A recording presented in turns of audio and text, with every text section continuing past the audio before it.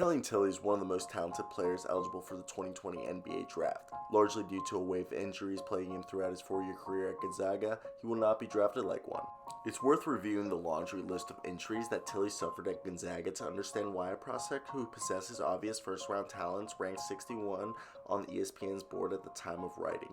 The list includes multiple ankle sprains, a stress fracture in his ankle, partially torn plantar fascia, a hip pointer, as well as undergoing a prevented knee procedure. In a cruel twist of fate, Tillie also suffered an ankle sprain while working out for the Hawks last May, ultimately deciding to return to school. But enough about his injuries. Tillie is one of the most skilled players in college basketball and was one of the best players on one of the best teams. At 6'10", Tillie is a career 44% shooter from 3, adept at spotting up, posting up, cutting, rolling in transition where he makes a lethal trailer. As a shooter, Tillie is great at the catch and shoot, an excellent mark for a big.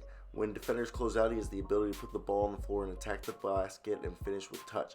Eventually, you would like to see more growth in shooting off the dribble, as he demonstrates good touch on runners. And with time, he could develop more of a pull-up threat in the in-between game.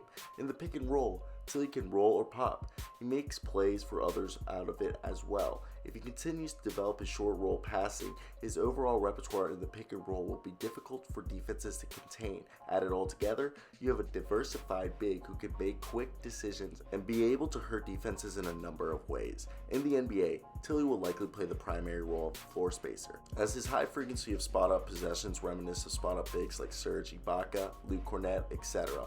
In addition to spacing the floor with his high feel for the game, Tillie can also provide a secondary hub of creation and link-up play. He's a very good offensive player. Tillie's intelligence and overall feel carries over to the defensive side of the floor as well. He has nimble feet for his size and has capability to defend on the perimeter against smaller players. He's not a specialist there, but he can hang around some players. While he isn't particularly long, he has a good sense of timing and serves as an adequate rim protector, though no one will confuse him for his former teammate Brandon Clark. In short, he's a smart team defender who rotates well, who communicates, who can switch onto smaller players without being a total liability in space. It's conceivable to think that Tillie will fall to the second round. In this territory, Tillie would represent something of a home run hit, bringing both upsides as well as application for a team's problem areas.